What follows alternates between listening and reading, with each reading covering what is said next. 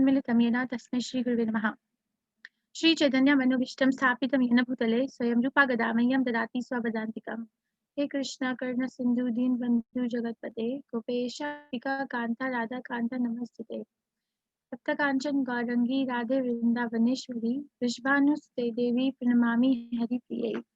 Jai Shri Krishna Chaitanya Prabhu Nityananda Shri Advait Gadadhar Shivasadi Gaur Bhaktivedanta. Hare Krishna Krishna Krishna Hare Hare Hare Ram Ram Ram Hare Hare.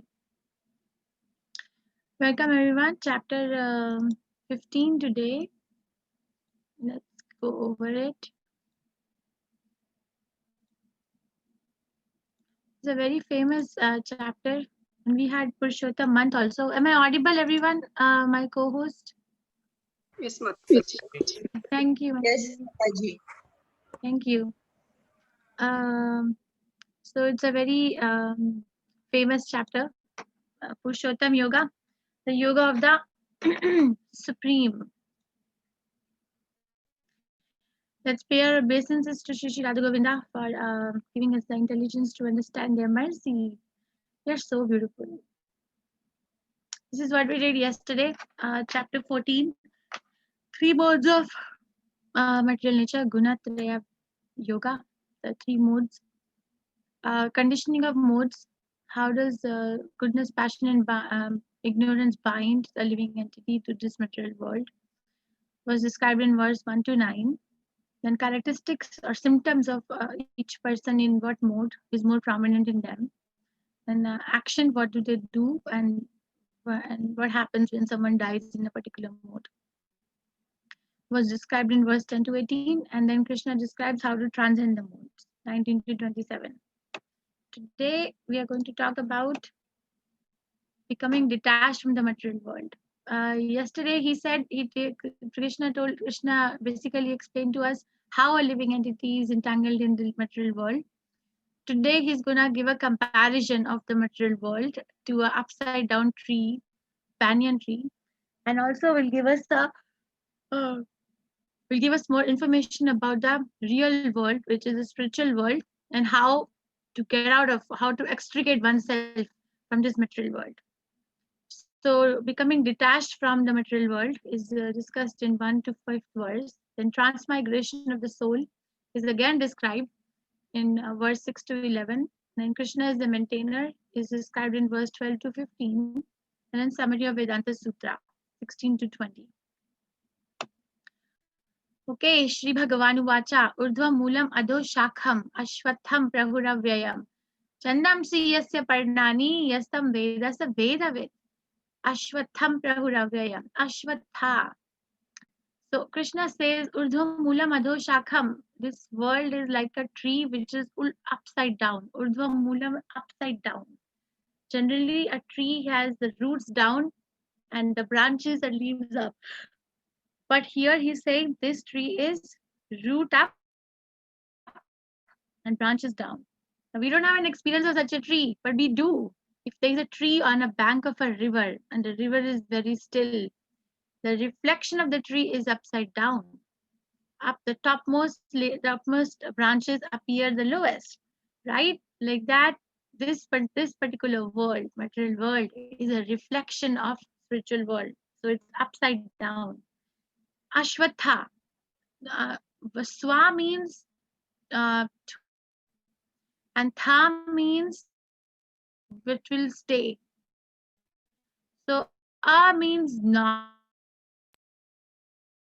Ashwatham. Ashwatham means which does not have tomorrow. Means this world is temporary. It's not gonna stay forever. So Prahuravyayam, Chandam Siyasya Parnani, Yastam Vedasa Vedavet. The knower of this tree is the knower of the Vedas. Let's go. Very interesting. So this is what he's saying. That there is a real world, which is called as a spiritual world. This world, where we are, is a reflection of the real world. This one. So real world, if compared to a tree which is standing like properly, sorry. This world is, the root is up and branches and trees are down. So everything is described. The root and this is standing on the ground of desire, the interface between the real world and spiritual world and material world is the desire of the living entity. The desire is the interface. I can desire to go there, or I can desire to stay here. But if I desire to stay here, then this is the comparison. The roots is compared to Brahma, because this world comes out from Brahma. So Brahma is the root of this world. Okay, and then there are leaves of the tree. The leaves of the tree are compared to Vedic hymns. And then there are branches which are going down and branches which are going up. So banyan tree is a very magnanimous tree. If you have ever experienced a banyan tree, so branches which are going down are representative of lower planetary system. See where these animals are staying or human beings are staying. So these are the lower branches. Branches which are going up are the branches which demigods stay, upper planetary system. Okay, and then they have subsidiary branches. The banyan tree has subsidiary branches, roots, I'm sorry. So the subsidiary roots which are going upwards represent the pious acts, and the subsidiary roots which are growing downwards represent the impious acts. And the fruits of the tree represent the the religiosity, economic development, sense gratification, and ultimately liberation.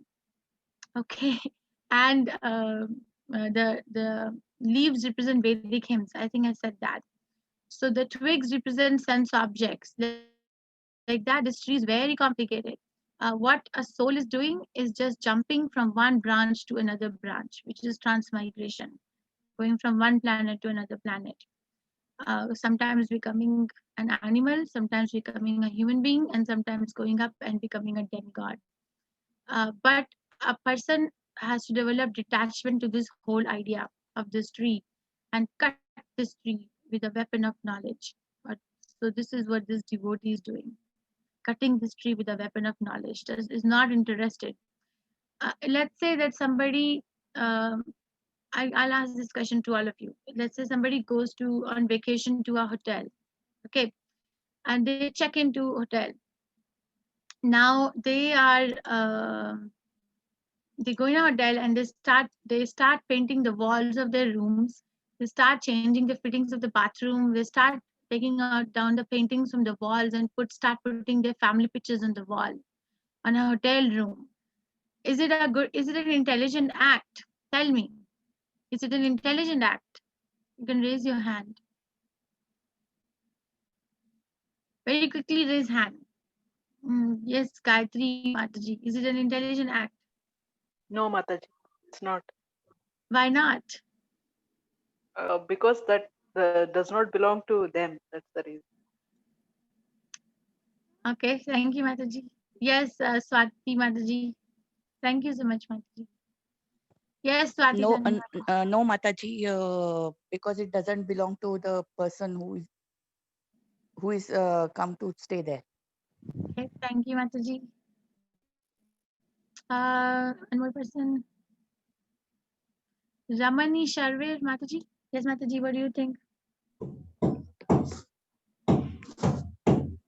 Yes, Mataji. Hare Mataji. Hare Krishna Mataji. Hare Krishna. No, man, it is wrong. It is perfectly wrong. Since it does not, the property does not belong to them. It is the property of the hotel. So they have no right to take out the pictures from there and put their family pictures. Thank you, Mataji. Yes, you all are right. And also, is it not a fact that they're there only temporarily? Because people do put up their pictures and do some things if they do a rental for a longer time. Like in America, there is a culture of renting beach houses in the summer. The entire summer they are renting and they go and live in on the beach house. Rich people, so they do that. But the idea is that this arrangement of staying in a hotel is so temporary. You know, your main aim is to go on vacation, to go outside, but not to change the room, whatever hotel is.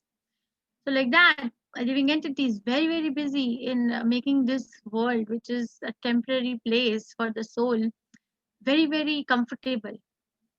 First of all, it is an illusion. Second, it is not going to work. It's not, even if we make it comfortable, it is temporary. So Krishna again and again reminds, do some permanent arrangement for the comfort of the soul. The real problem of the soul is transmigration. It should not be transmigrating. It should be staying in its own place. So we are not doing anything for that. There's so many distractions to do this, to do that, to do this. Like it's like as compared to painting the hotel room or changing the bathroom fittings in the hotel. But the main problem is still not solved. Why? Because they can't solve it. Why? Because they're ignorant. They don't want to solve it. If somebody wants to solve it, they'll end up with this. The branches of this tree extend downward and upward, nourished by the three modes of material nature. Yes, as the tree on the ground is nourished by water and earth, and we put some what do you call fertilizers or compost, like that, this tree is nourished by three modes of nature: goodness, passion, ignorance. The twigs are objects of senses. This tree also has roots going down, and these are bound to fruitive actions of human society. Yes, pious and impious acts. Okay, so I'll compare again. So this tree is original tree, and this tree is a reflection. So reflection is based on interface of desire. And then there are roots. The real roots grow upward, which is from Brahma Loka or Lord Brahma. Secondary roots, which are growing downwards, represent the Bhuloka or other planetary system. And the roots are going upward, downward based on the attachment and aversion. If I like something, I dislike something. And these branches, upper planetary system and lower planetary system, that's what it represents. The leaves represent the Vedic hymns. The twigs represent sense objects. Tips of branches represent senses. Fruits represents dharma, artha, kama, moksha. I told that. Okay, and now these living entities, you see upper planetary system, the demigods, then human beings, and these animals, these are all living entities. They're hopping from one branch to another branch to another branch, up and down, and can't see. We can't see how far this tree is extending, how far, how deep it is, because when we enter this tree, you usually get lost in the leaves and fruits. So Vedic hymns language is very flowery. It gives fruits. We can't really see. Imagine for a second I am inside a banyan tree and it's so dense I can see only branches and leaves and fruits. I can't see the extent of the tree. That is how this material world is. It is very nicely explained in Srimad Bhagavatam 5th canto. There is a chapter there where material world is called as forest of enjoyment. Read that chapter, forest of enjoyment. So amazing. Srimad Bhagavatam is revolutionary scripture. Okay, so the living entities are eternal, but they're fragmental part and parcel of Krishna, but they are now hopping from here to here to here and trying to make an arrangement. Wherever the living entity ends up, it tries to make an arrangement for it to stay. Nourishment is of the root is by goodness, passion, and ignorance. Now the only way to get out of the tree is detachment. How to get out of the detachment? These are the three ways. Find one in knowledge. So hear properly from an acharya or a guru. And when we hear properly from a guru or acharya, one can understand at least theoretical knowledge, the relationship between Krishna and the living entity. And after hearing, surrender to Krishna, surrender through spiritual master, and no false prestige that he's Lord of material nature, and not in illusion, and attain the eternal abode. Yeah, solve the problem permanently.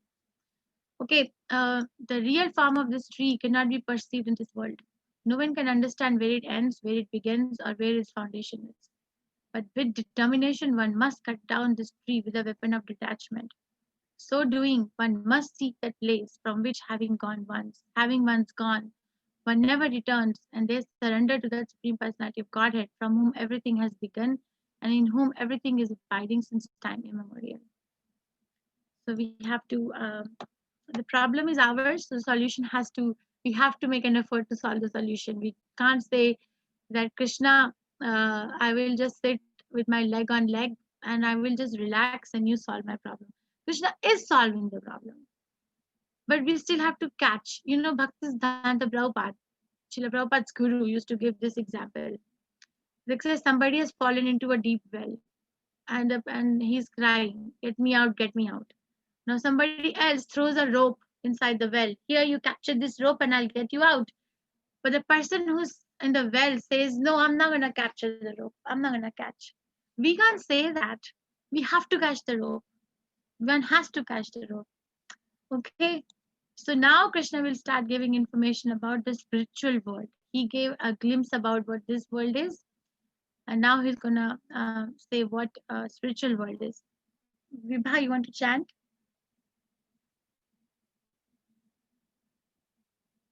Vibha, is she here? Sorry. Okay. You can chant. Vibha, you can chant. Okay. Rashmi, I'll Yes, do this. Mataji. Yes, go ahead. न तद्भासयते सूर्यः न शशाङ्को न पावकः यत्गत्वा न निवर्तन्ते तद्धाम परमं मम. That about a mind is not illumined by the sun or moon, not by electricity. One who reaches it never returns to this material world. So and everything is dark in this world. We have to depend on moon and sun for the light. But Krishna says spiritual world is always lit up, is self-illuminated, is not dependent on the electricity or any other source of light.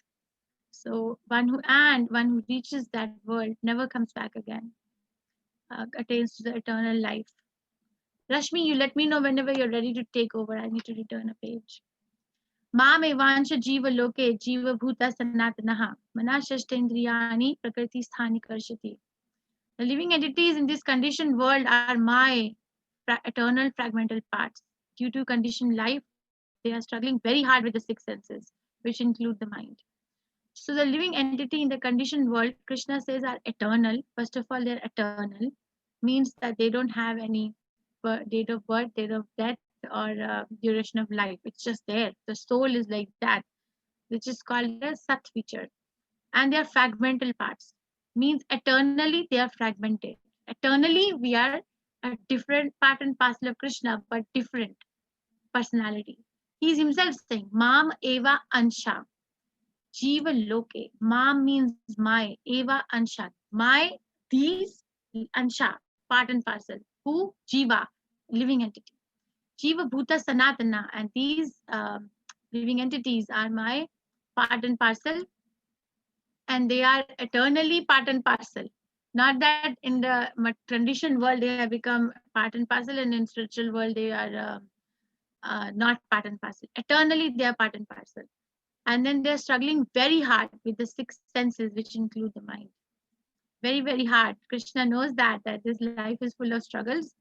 And why are we struggling? Because of the mind. The mind is the thing that carries the living entity from one place to another. Rashmi, let me know when you're ready. Shariram yad avapnoti yad chapi utkramat ishvaraha grihit vaitani samyati vayur gandhan ivashayat. The living entity in the material world carries his different conception of life from one body to another as the air carries aromas. Very powerful verse. Yeah, Preeti. Let's understand. Okay, I will give you from next verse. Thank you. Yeah. So you're ready, right? Your screen and everything? Yeah, I'm there. I was muted, so I could not. Yeah. Now Okay, it's thank you. Thank you. So let's understand this verse. Let's say that I am sitting at some place and I smell roses, because the air which is passing by me is bringing the smell of the roses. So automatically one can understand that the air is going through a rose garden. And if someone is sitting near a uh, garbage can, they can smell the garbage because the air is carrying that smell when it comes in contact with the garbage. Now the important thing is air is independent. Air has no smell. When it comes in contact with these elements, these smell particles, it picks it up, travels for some time, and then again leaves it. Right? Like that, the air which has nothing to do with the smell, but it's just carrying it, it does not mix with it, is compared to the soul. The soul is just blowing. here, there, everywhere is going. But the mind is the storehouse of all the desires.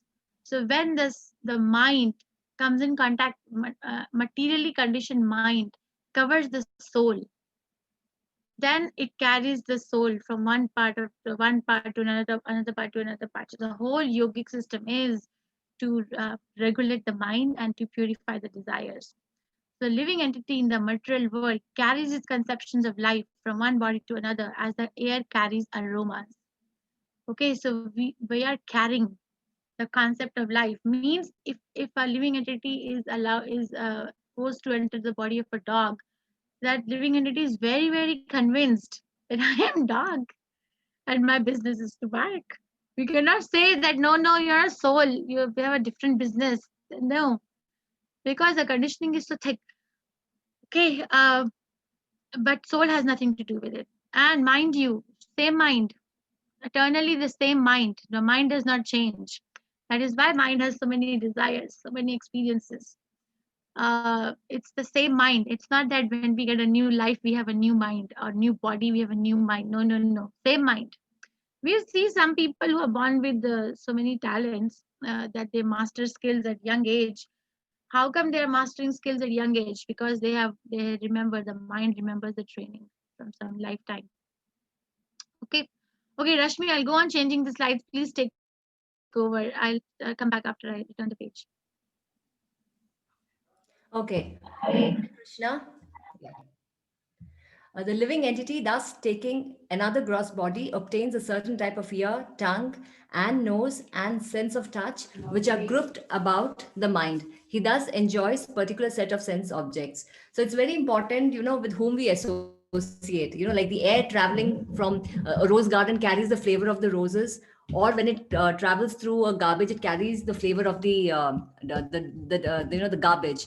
And that's why it's very important with whom we associate, because when we associate with pious people, when we associate with the devotees, then we change our consciousness, and based on that, the next body is ready for us. And so because of that, we get a certain type of ear, tongue, nose, all these senses, so that we enjoy the next body. So the Lord is extremely merciful. Krishna has created this beautiful earth, which is a reflection of the spiritual world, just for our desire, to satisfy our desire. And we don't get very satisfied with one body, we want change, and this change happens because of our association. And then we after some time we say, okay, based on our association, no, this is not enough, I want something different. And based on all the consciousness that we have developed in this whole lifetime, the next body gets ready. And for the next body, there's a different sort of an enjoyment.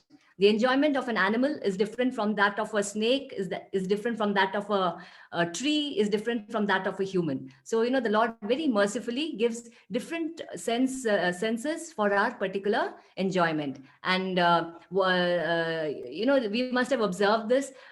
Someone who sells fish, they love the aroma of the fish. I mean, it's not aroma, it's a stink. But someone who is not used to eating fish cannot actually enter the fish market. That's because the certain sense was developed by that particular person. So that's why the Lord gives us different bodies for our particular enjoyment. Next. The foolish cannot understand how a living entity can quit his body, nor can they understand what sort of body he enjoys under the spell of the modes of nature. But one whose eyes are trained in knowledge can see all this. So that is why Krishna is very clear about knowledge. This Jnana Chakshu, it's very, very important. Knowledge, what is Vidya, what is Avidya? Very clearly defined. Vidya is anything that is taking us towards the Lord. And what is avidya, which is which is anything which is taking us away from the Lord, is avidya. And vidya is something which is taking us towards the Lord. So the so-called schools, colleges, universities, we call them vidyalaya, but actually these are source of skills. They teach us skills, not knowledge, because nowhere you find institutions which are teaching us about the soul or about the Lord. And that's why the foolish cannot understand how the living entity quits the body, and not do they understand what sort of body they get and how do they enjoy all this. And all this is because of the association with different modes of nature. The more we associate with the tamasic mode or rajasic mode, we get that sort of a body. The more we associate with sattvic mode, we get a sattvic body. And the more we associate, with spirituality, right now, like we are reading the Bhagavad Gita, this is not coming under any of the three modes. So Krishna is beyond the three modes. And the more we associate with the Lord and his devotees, we are actually out of the three modes. And that is when our real knowledge comes. But one whose eyes are trained in this knowledge can only see this, otherwise we cannot. And that's why, this Vedic knowledge was Shabda Pramana. What is Shabda Pramana? This is coming through hearing. This ear is very, very important for understanding spiritual science. Material science, it is Pratyaksha Pramana. So I do some experiments, and then what I see is what I believe. But Vedic knowledge is always through years. The Lord says, the Acharya says, the Shastras say the same thing, and then the Acharya say. The Lord, the Shastras, and then the Acharyas, and the Sadhu. When they say these things, we can understand.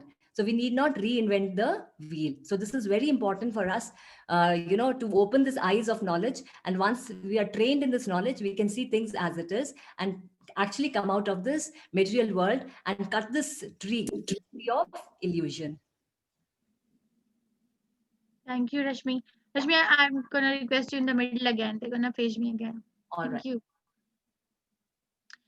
So nicely explained by her, right? That vimudha nanu pashyanti jnana chakshusha. A person who's not in knowledge will not be able to see all this, how a living entity is dying and leaving its body. Only a person whose eyes are trained in knowledge can see what is happening. I often like to give example of Shamshan Vairagya. So, very gross example, but I heard this example from Ramanishta Prabhu many years ago. Somebody, let's say somebody goes to the cremation ground because somebody died, whoever, family or friends or somebody known to acquaintances. Now, when somebody goes to the cremation ground, automatically some people develop renunciation. This is all false. Only Lord Rama's name is true, right? Ram Nam Satya hai. So a person becomes very, very renounced in the cremation ground. And when they come back, they also like kind of feeling renounced at that time. But that renunciation does not stay. It does not stay. After some days or so, okay, this is too much for my mind. Just turn on the TV, give me a cup of tea, and let me just get this off of my head. Too much to handle, right? That's what happens. Why does that happen? Because this reason, vimudha nanu pashyanti. A person who's not trained in the knowledge cannot see. This is called Shamshan Vairagya. Will not, even though they just saw what happened, and will happen to them as well, just a matter of time, still are not interested. So person who's not trained in knowledge can't figure out what's going on, but a person who's trained in knowledge is very comfortable to figure out that what happened. The enduring transcendentalist who is situated in self-realization can see all this clearly. Even an enduring transcendentalist, forget about the transcendentalist who is like an expert in the matter of self-realization. But even if somebody is like trying to do it, can see all this very clearly. But those who are not situated in self-realization cannot see what is taking place, though they may try to. They try to. What just happened? They play Bhagavad Gita for some days. There is Garud Puran part going on. So many things, but still, the habits don't change. Now, Krishna is going to tell us how he is the maintainer of everything. Now, so far, Krishna gave us the view that this material world is a reflection of a real world which is upside down. Okay, so Urdhva Mula Madho Shakham. Urdhva Mula Madho Shakham means trees upside down. Ashwatham Pravuravyayam. Ashwatha. I explained the meaning of Ashwatha. It actually means banyan tree, but it also means Swa means tomorrow, and Tha means which will stay, and A means not. So that which has no tomorrow, or in other words, which is temporary. This world is temporary, not false, temporary. There's a difference. And then Krishna explained how complicated this banyan tree is. And then ultimately he said, but with weapon of detachment, cut this tree and come to the place where there is no transmigration for the soul anymore. Then he explained the little bit about spiritual world. That spiritual world is illuminated, is not dependent on the sun or moon for light, and one who goes there never comes back again. Okay, and then he's explained to us that a living entity is leaving the body, but a person who's not trained in knowledge cannot see how the living entity is leaving. Even though they may try to see, but they still will not be able to see. Now Krishna is going to tell us how Krishna is the maintainer of our gross body, subtle body, and um, mind. How Krishna is actually the maintainer of. Without Krishna, we cannot live in the conditioned or liberated stage. Very important verse 15.7. Mam Evansha Jivaloka. Krishna says that living entity is my eternally fragmented part and parcel. Eternally separated, but at the same time part and parcel, which I explained yesterday. That is not difficult to understand. That let's say the father has children. Each and every child is part and parcel of the father's body. While at the same time, that child is a separate living entity as well. Like that, each and every soul is part and parcel of Krishna, but at the same time, separate eternally. Even it is a Nitya Baddha or a conditioned soul or a liberated soul. Okay, so now he's going to tell us how he maintains us in gross body, subtle body, and mind. The splendor of the sun, which dissipates the darkness of this whole world, comes from me. And the splendor of the moon and splendor of fire also comes from me. So one can ask, how is sun getting its power of being so splendorous and so much illuminating? Krishna says, me, I am the one.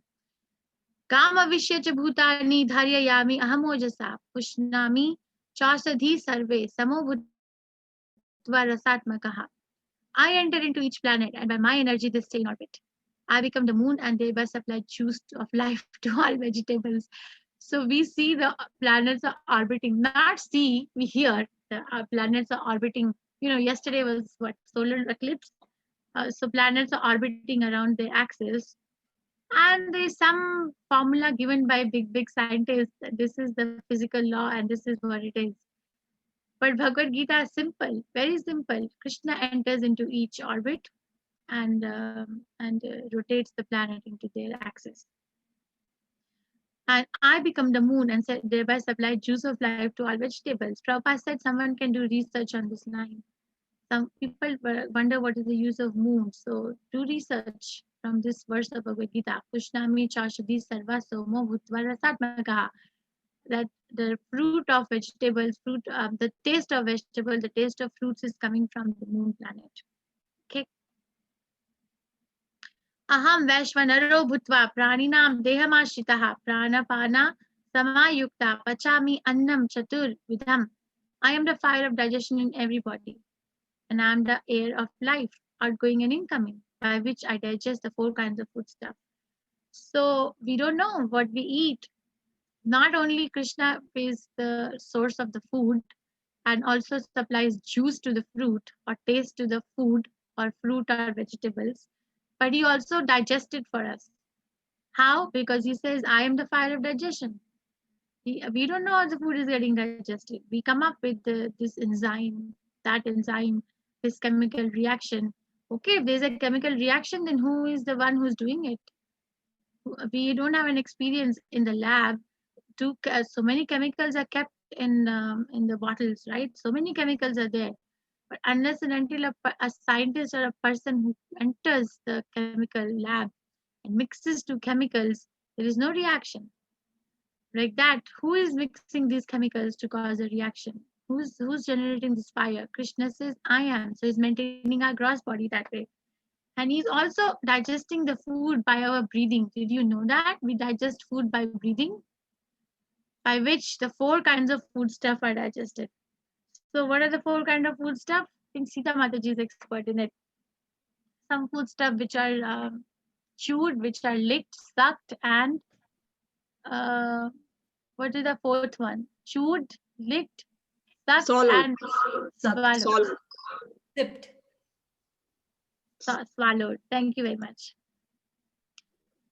Okay, now Krishna is going to tell us that how he maintains our mind and intelligence. So far, he told us how he maintains our gross body, and then now he's going to tell us how he maintains our subtle body, mind, and intelligence. Sarvasya chaham hiri sannivishto matta smriti jnanamapohanam cha vedeshta sarver ahameva vedyo vedanta krit vedavit eva chaham. I am seated in everyone's heart. So where is Krishna sitting? Everyone's heart. Everyone's heart. He's not saying only my heart or only a yogi's heart or acharya's heart. Everyone's heart. Sarvasya cha aham hriti sannivishto. Sarvasya. Everybody's heart. Krishna is there. Matta smriti jnanam. Remembrance. Matta means matta means let's go. Let's matta smriti jnanam. Matta means forgetfulness. And smriti means memory. Jnanam means knowledge. So remembrance is that which we know already, but we just have to be reminded about it. Knowledge is something which is newly acquired, which our brain did not have a idea about before.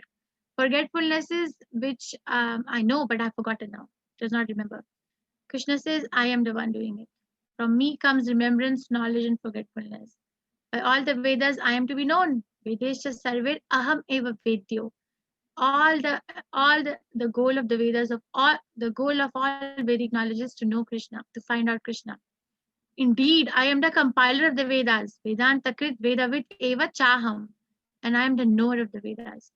The literary incarnation of Krishna is Vyasdev, who's writing these Vedas. So he's the compiler of the Vedas, he's the knower of the Vedas, and he's the object of the Vedas. So he's everywhere. He's in everybody's heart. He gives this remembrance, knowledge, forgetfulness. So he's maintaining the subtle body, and he's also maintaining the soul by giving the knowledge of the Vedas. There are two classes of beings, Kshara and Akshara, fallible and infallible. In the material world, every living entity, every entity is fallible, and in the spiritual world, every entity is infallible. Now, tell me, let's see. So now I'm going to ask you a question over here that what does it mean?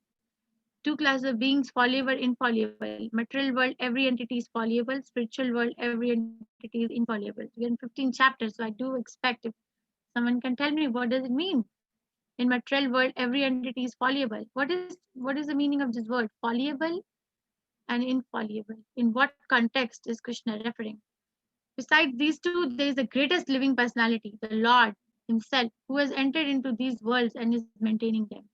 So besides these two means that he is neither fallible nor infallible. He is beyond fallible and infallible. People, Mayavadi say that we become God when we become liberated. But Krishna here is saying there are two classes of people. One are conditioned or why don't I ask you? Why am I answering? Yes, Simi Mataji. What do you think? What is the answer? Fallible and infallible. Fallible means you are prone to make some mistakes in life. Okay, what is infallible? No mistakes. Not. Okay, thank you, Mataji. Okay. Shiva Kumar Prabhu, yes, Prabhuji. Namaste Mataji, Namaste Mataji. Hare Krishna Mataji, Hare Krishna, Krishna Krishna, Hare Hare, Hare Rama, Rama Rama, Hare Hare. Mataji, fallible means we are falling in the mode of ignorance, mode of passion, material things. We are falling again and again and again, falling. Infallible means we are escaping from this materialism. We are going towards spirituality, means towards Godhead, towards Krishna's kingdom. Very nice. Thank you, Prabhu. Thank Nice. you. Hare Krishna. Hare Krishna.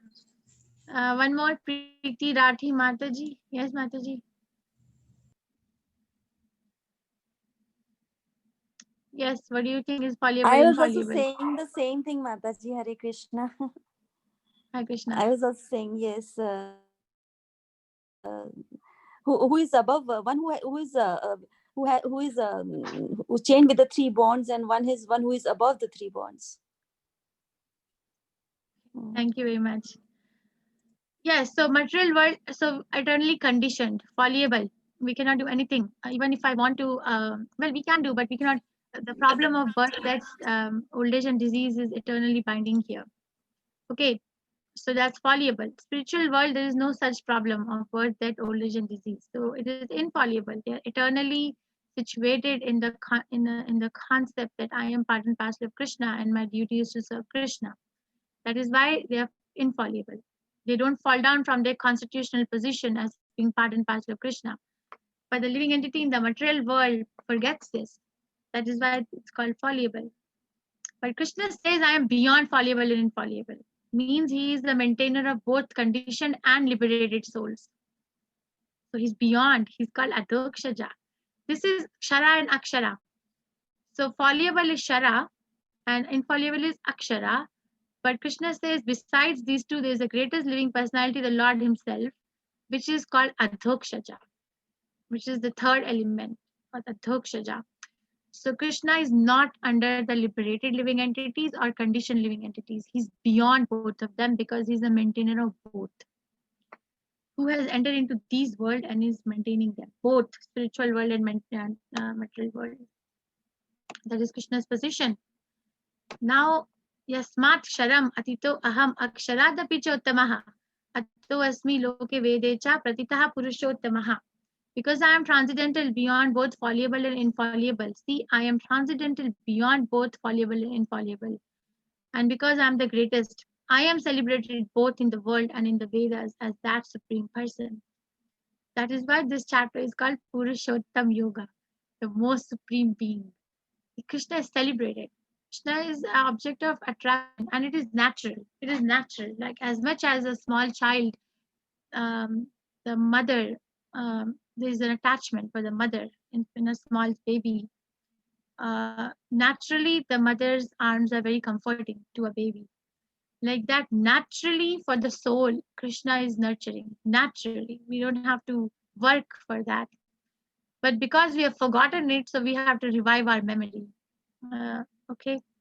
So, like over here, this is Brahma Vimoha Leela in 10th canto Srimad Bhagavatam. And Brahma stole the friends of Krishna and animals of Krishna because he wanted to test whether this boy is the supreme personality of Godhead or not. Krishna expanded himself into all the boys and animals which he took away. And the residents of Vrindavan were very, very attached to their children and animals, very attached. They were more attached to their original children because we have intense desire and attachment for Krishna, which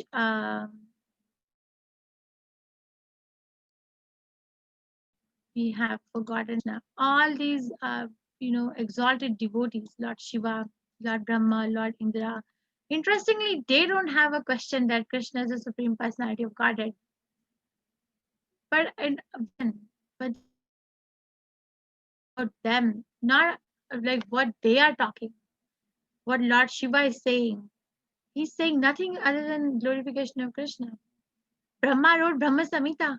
Brahma said so many nice prayers in 10th canto, 14th chapter Bhagavatam. Each and every verse is celebrating Krishna's supreme position. They are in love with Krishna. But somehow we mess up our facts. So we can also unmess ourselves. So this is Lord Brahma. If there is any problem in the upper planetary system, then all the prominent demigods go and Lord Brahma is the chief of all of them. So he meditates on Mahavishnu and he gets knowledge from him and then he tells everybody what to do. Lord Shiva, I have mentioned many times in this course, is exalted Vaishnava. He's the exalted, most exalted Vaishnava. He's always talking about Lord Krishna or Sankarshan. Now again, Sampanta, Abhideya and Prayojan will start. Yo mam evam asamuddho janati purushottamam. Sasarva vid bhajati mam sarva bhavena bharata. Whoever knows me as the Supreme Personality of Godhead without doubting is to be understood as the knower of everything. And he therefore engages himself in full devotional service, O son of Bharata. So whoever knows Krishna is what? That Krishna is the Supreme or Krishna is the knower of everything. That again establishes a relationship that Krishna is the knower, Krishna is the object of knowledge, and Krishna is the goal of knowledge. That is the relationship or sambandha. And then what is the Abhideya? Abhideya is engages after knowing this, that person will engage himself in full devotional service.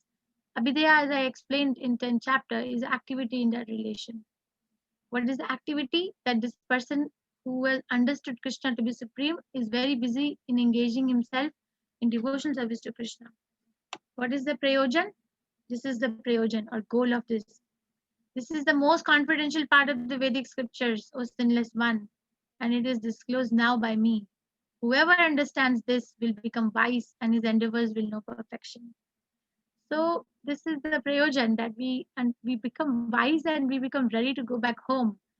And this is the end of this is the summary of the Vedanta Sutras. Vedanta Sutra summary will always culminate in these three things: Sambandha, Abhidya, Prayojan. Simple. No confusion over there.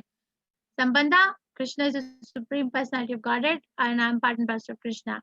Abhidya, engaging into full devotion service to Krishna. Prayojan, do something so that this activity becomes perfect and I end up with Krishna. Very, very simple. So this is the summary. Becoming detached from the material world, from 1 to 5th verse. Asanga shastrena dhridena chitva means cut the knot, cut it, cut the tree, branch of this tree, cut off this tree. Rather than trying to understand this tree, Krishna says just cut it with the weapon of knowledge. Not really like cut it and go killing people, but weapon of knowledge, cultivate knowledge. Stop the transmigration. So becoming detached from material world. We cannot become detached from material world, first of all, without having knowledge, number one, and number two, knowledge about the problems of this material world, and number two, developing attraction for the spiritual world. It's not going to happen just because. Okay, then transmigration. The soul is transmigrating from upper branches to lower branches, or upper planets to lower planets, this life, that life, which is explained in verse 6 to 11. Pashyanti jnana chakshushaha. So one whose eyes are in knowledge can see this. And Krishna is the maintainer.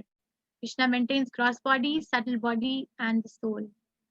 So how does he maintain the gross body? He gives us the sun and moon. He is keeping this earth in its orbit by entering into the earth. He is supplying fruit taste to the vegetables and fruits. He is the fire of digestion. He is the incoming and outgoing breath, and he is digesting all 4 kinds of food stuff. Now, subtle body, Krishna gives the remembrance, forgetfulness, and knowledge.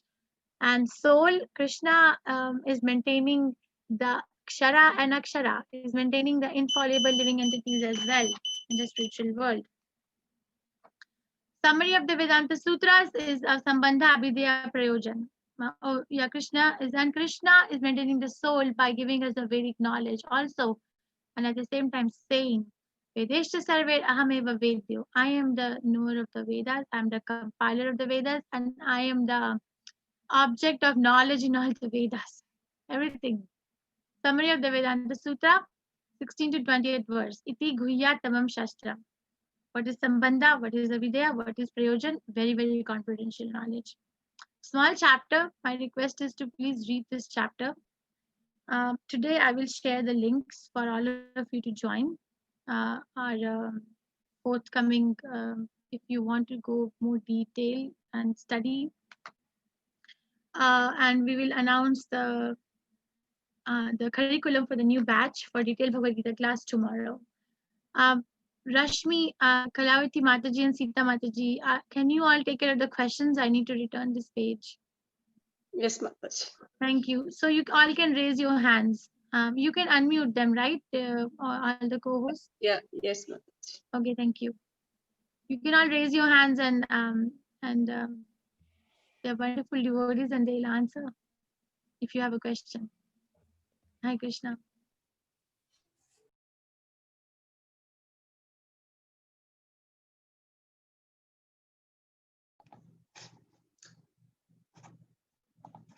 Shivakumar Prabhu, you can ask your question. Hare Krishna Mataji, Hare Krishna. Hare Krishna, Krishna Krishna, Hare Hare, Hare Rama, Rama Rama, Hare Hare. Mataji, my question is, once the soul leaves the body, because it's very difficult to go to God's kingdom, Krishna's kingdom, because the soul is conditioned in this material world. So it takes a long process. Now I got an image now. For the soul has given some image. Whether I will get the same image in the next life also, or it will be a different image. That is my question. Rashmi Mataji, if I may ask you to take this up, please. Okay, Hare Krishna, everyone. And I will be trying. And I just want to say this thing. I made a mistake last time, which I was not very sure of. The soul enters in the womb, you know, at the, I think Preeti would have clarified. This is not an answer to this question, but the soul enters the womb in the, as soon as the, you know, the sperm enters. So that is my this thing. And the consciousness develops at the 7th month. And Prabhu, for your question, actually, you know, this the new body that you're asking, now you've got a picture, but what is the body that we get afterwards, right? No, whether I will get the same image, same color, my mirror, whether it will be the same or different. See, you're talking about mirror in the sense whatever consciousness you have developed now, is it? No. Consciousness will be the same. I'm telling about my appearance, physical appearance. Okay. Yes. No, the physical appearance will not be the same again, because it also depends on the consciousness, you know. So you know what, we do pious activities. Our image also changes, you know, because Krishna is all beautiful, right? What happens is, so if I work, if someone is actually very beautiful, right, or if you're very beautiful now, you know, and you do more pious activities, and if you actually get back to, if you have absolutely completed all your material things and nothing to do, you will not come back. But if for whatever reason, if it is not complete and you're going to come back, then you will get a body which is actually based on our activities. Now, if we have done good activities, we get all the 6 opulences. See, we are made in the image of the Lord, right? And Bhagwan has got 6 opulences. He's the most beautiful.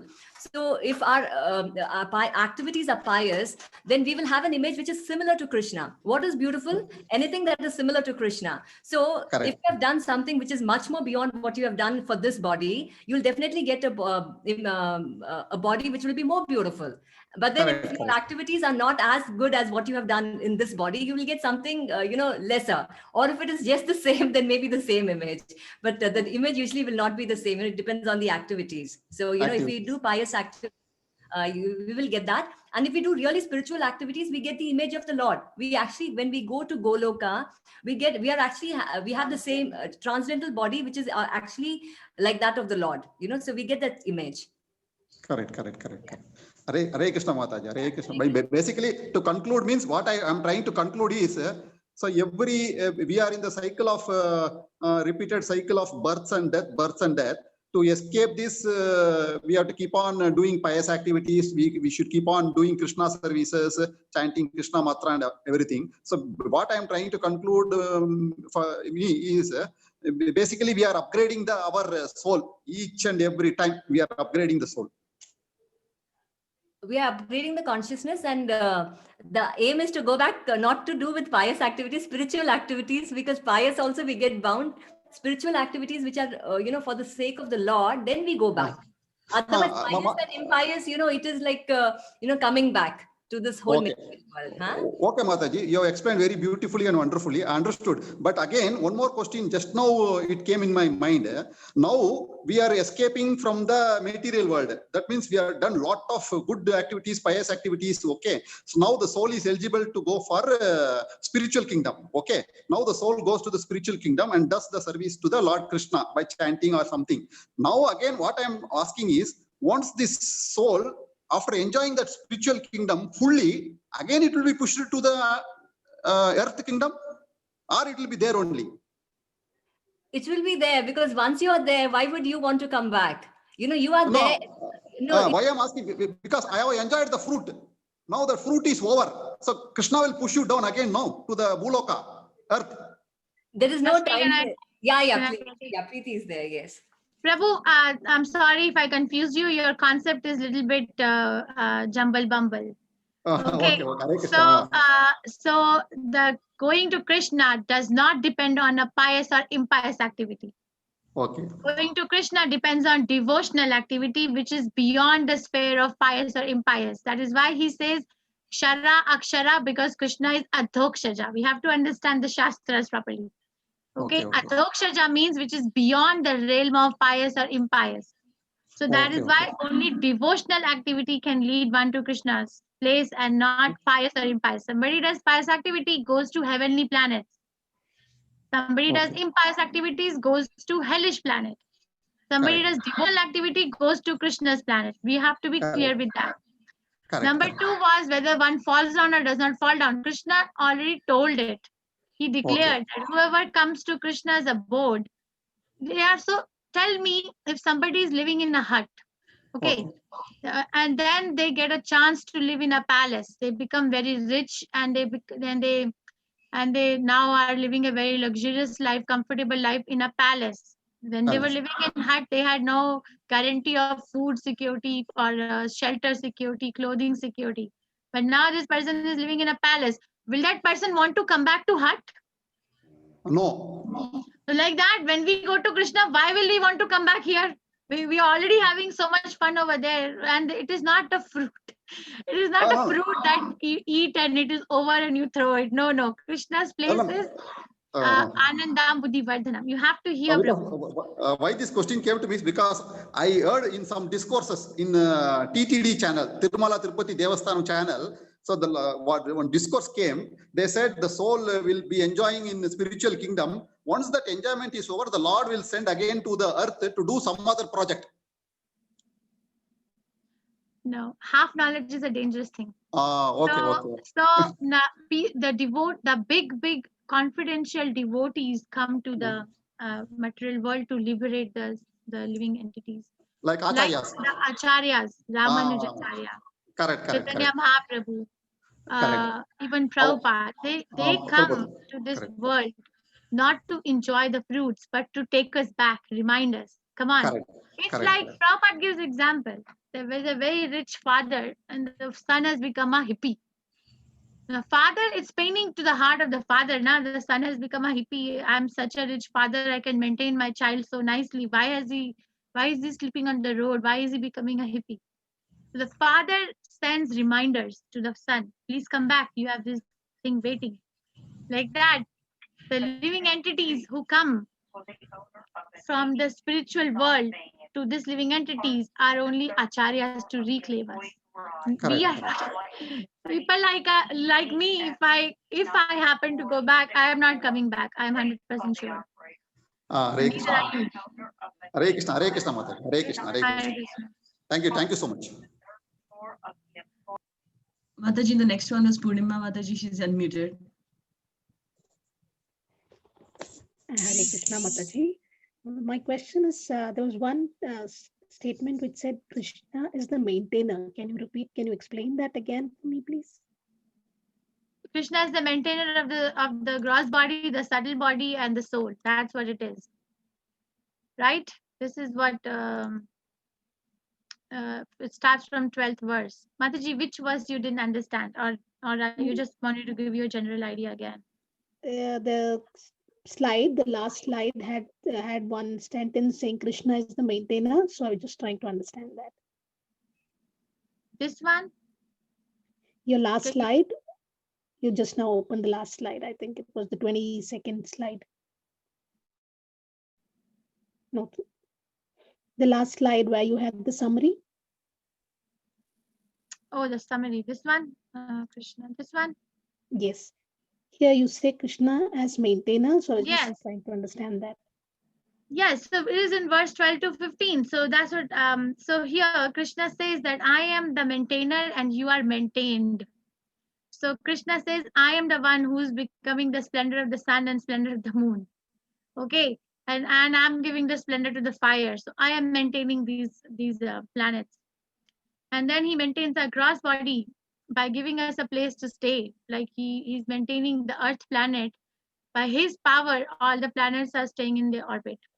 And he says, I also become the moon and thereby supply juice of life to all vegetables. So when we eat the vegetables, there are different tastes in different vegetables, right? And different fruits. Where is this taste coming from? Who is giving it? Moon. Who is making the moon? Or who is the moon? Krishna. So Krishna is actually the ultimate maintainer and supplier. And he says, okay, you eat this food. Now what? Digest. I am the fire of digestion. So Krishna maintains our gross body again by giving us nourishment, by digesting this food.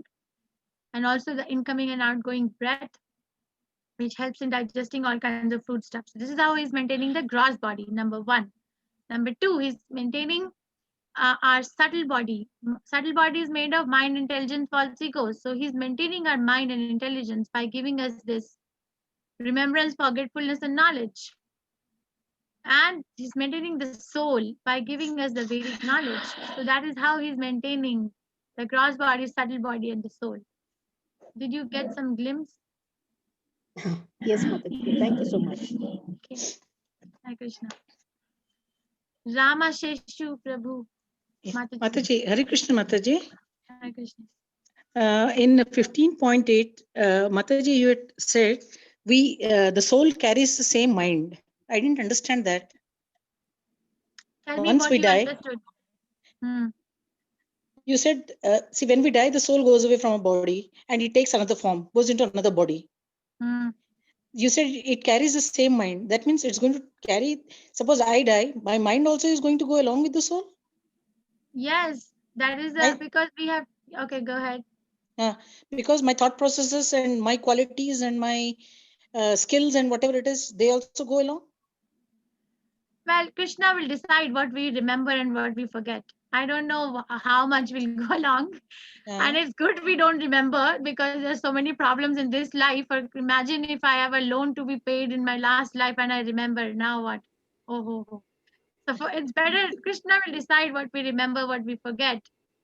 But yes, soul is covered by gross body and subtle body. Like right now, you look at at ourselves, we look at ourselves in the mirror, we look at the gross body. Right? Certain features are there, certain bodily construction is there. That's gross body. There's nothing but earth, water, fire, air, ether combination mixed and made a form. Now, inside this gross body is a subtle body, which is mind. Like you have a mind, I have a mind. Can we see each other's mind? No. But we have a mind, right? Yes, So that's a subtle body. And intelligence is another subtle body, and false ego is another part of the subtle body. False ego means I am convinced I am this body. There is a real ego. Real ego is that I am part and parcel of Krishna. False ego is I am this body, and all this is which is belonging around this body is mine. So I and mine is false ego. Okay, so when a person dies, only the gross body, this body dies. But the subtle body, mind, intelligence, ego is still alive, which carries the soul from one body to another body, as the air is carrying the aroma. I will show you a diagram. I will show you a nice painting. Not nice. 1 second. I am trying to bring up the slide which will give you some idea as to what I'm saying. This one. So Ataji, can you see the soul is covered by a subtle body, which is mind, false ego, intelligence? The slide has Mataji, changed. we can't see anything. We can't see Mataji. Okay, I will share my screen again. Can you see now? Yeah, I can see something. Yes, I can see. So Mataji, now the soul is covered by 2 layers. First layer is the subtle body, which is mind, false ego, and intelligence. And then the other layer is the gross body, which is earth, water, fire, ether. So when somebody dies, only this particular layer is shed off. The remaining two will go. Not your soul is covered by a subtle body. So depending on the desires of the mind, it will carry the soul to next body. So if I purify my mind and saturate it with Krishna consciousness, the same mind will become purified and take me to Krishna. Okay. The same mind will take me to another gross body. Okay. Thank you, Mataji. Thank you so much. Okay, Hare Krishna. Hare Krishna. Okay, we co-host can take the next question. Simi Mataji, please go ahead. Mataji, please unmute yourself. Yeah. Okay. Hare Krishna Mataji, this question that you answered just now, I have a query to this. You said Krishna will decide how much mind one can carry with the soul. So I just want to know, some people, they have the ability to know what they were in the previous birth or something. Is it because they are so closer to Krishna that Krishna allows them to see what they were in the previous birth?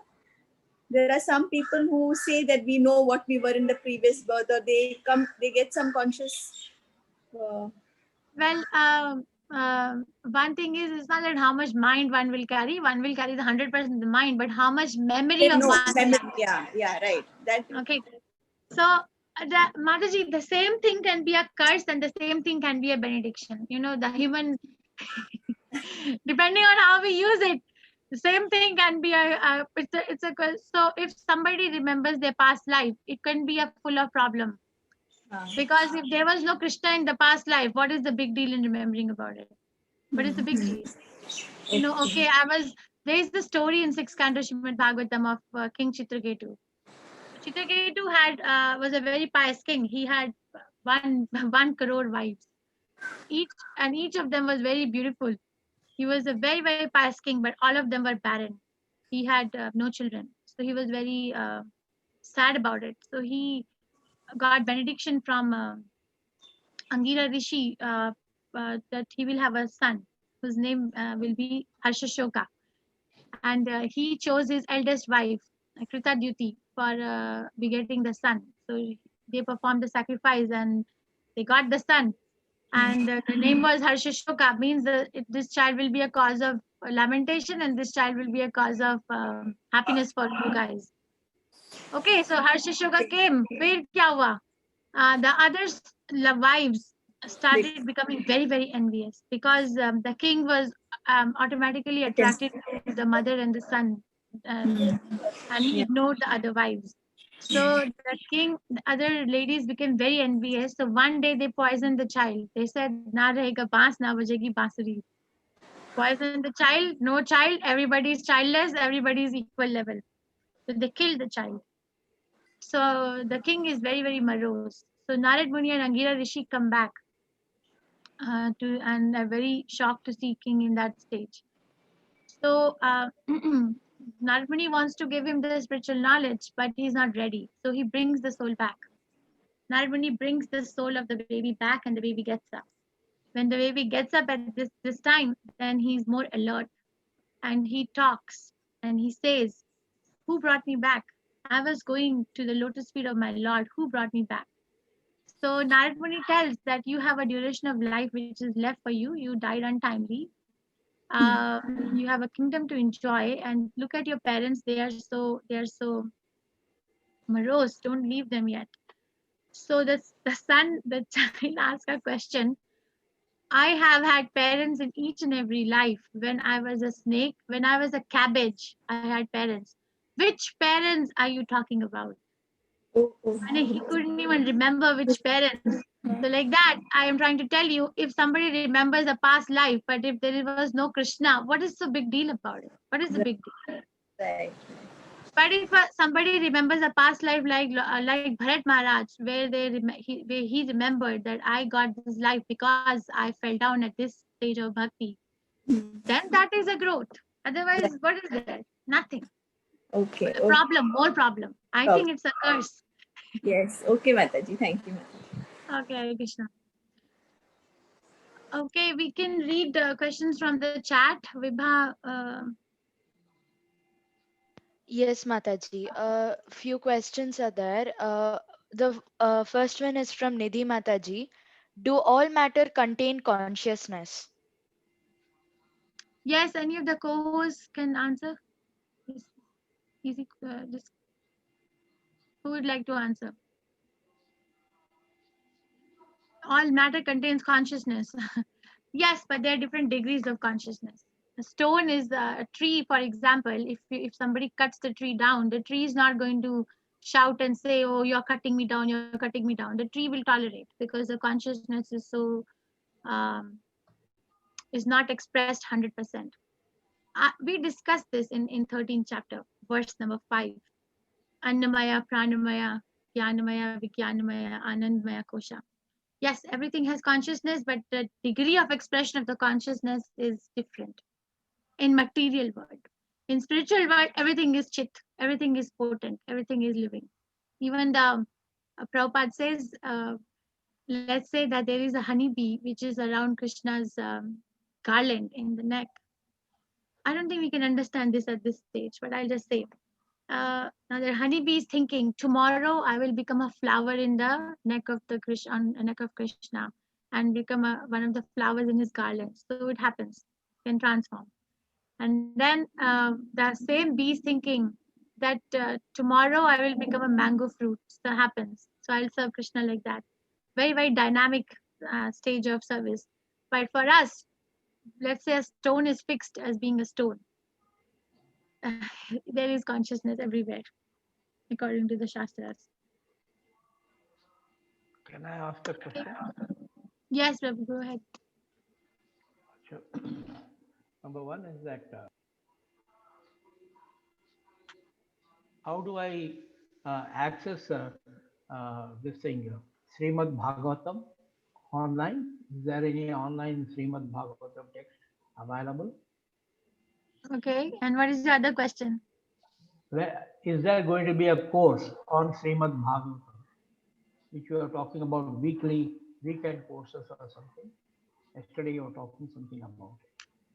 So Srimad Bhagavatam, you can better to buy. I have 2 copies. I'm writing my 2 sets of Srimad Bhagavatam in my will for my 2 kids. You know, we leave so many things for our children. Why not Bhagavatam? Okay. You can online access, but why don't you buy and put on a will like I'm doing? So it's a privilege, no? If somebody gets something in the will from their parents, it's a privilege. So why not give Bhagavatam? I have 2 sets, and I'm giving one to my child. So, but Prabhu, there's this website called vedabase.io. Vedabase.io. Can you look? Yeah. Over here, you can you have this Srimad Bhagavatam, and you can open, and all the 12 cantos are there. But this will not have paintings. Okay. Okay, so this is available for free. But if you want to purchase, then you can go to ISKCON my temple, and our temple for which you are doing all this course. Go to this tab of purchase books, and we can buy Srimad Bhagavatam from here. And this price includes all the shipping costs anywhere in India.